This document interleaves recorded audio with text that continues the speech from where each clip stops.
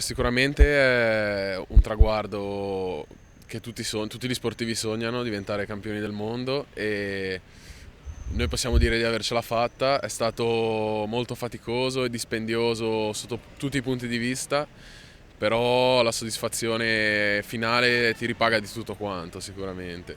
Qual è stata la fatica o la preoccupazione più forte che avevi all'inizio? Innanzitutto eravamo un equipaggio tra virgolette nuovo, avevamo poche esperienze di gara insieme, però ci siamo preparati bene, quindi sapevamo di andare là, fare il nostro e potercela giocare con i migliori. Le preoccupazioni più grandi erano quelle di, diciamo, dopo la batteria non troppo brillante, anche se l'avevamo vinta, era di fare una finale un po' sotto le nostre potenzialità. Per fortuna però poi ci siamo messi a posto, abbiamo aggiustato quello che c'era da aggiustare ed è andata tutto bene. Non tutti sanno forse che alle spalle hai 10 titoli del campionato italiano. Che cosa c'è dietro questo percorso così brillante?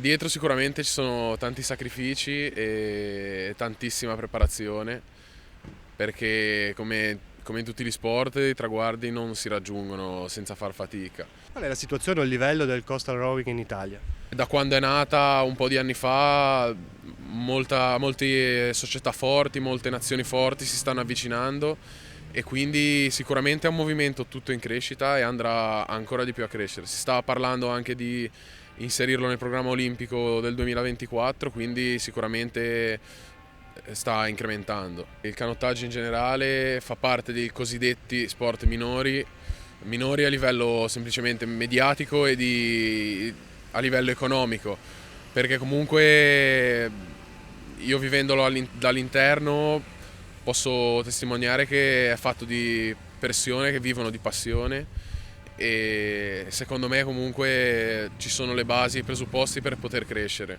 Quest'ultima vittoria, non solo quindi i campionati italiani, ma anche quest'ultimo traguardo, può risvegliare un'attenzione verso questo settore da parte degli sponsor e non solo? Ma la speranza, diciamo, è quella di aver dato un piccolo segnale e di far entrare sempre di più nel cuore, negli occhi della gente questa disciplina, diciamo, tra virgolette nuova, che sta crescendo. Quindi sì, la speranza è di aver contribuito in questo per far crescere sempre di più l'entusiasmo e la passione, che poi aiuta. Dove ci si allena qui, ad esempio? Allora, io sono del Rowing Club Genovese, quindi una società di Genova, e ci alleniamo nel bacino di Genova Pra, che ci permette, anche se non sempre il mare è in buone condizioni, comunque di remare in uno specchio d'acqua abbastanza calmo, simile a un lago. I posti migliori sono appunto i laghi, i fiumi, perché le condizioni sono quasi sempre ottimali. A un giovane che volesse praticare questa disciplina, che cosa ti sentiresti di consigliare? Che tipo di sport è il coast rowing? Non solo, diciamo, a livello fisico, ma anche mentale come disciplina. Beh, innanzitutto glielo consiglierei perché tanto è uno sport che ti consente di stare a contatto con la natura e a contatto col mare, con bellissimi paesaggi, e questo non è cosa da poco.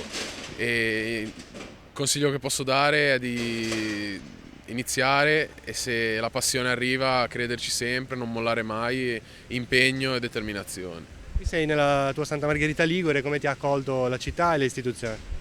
Mi ha accolto con grande calore ed entusiasmo. Io infatti ci tengo sempre a ringraziare tutta Santa Margherita, è sempre comunque un piacere vedere la gente felice per una piccola impresa che hai compiuto.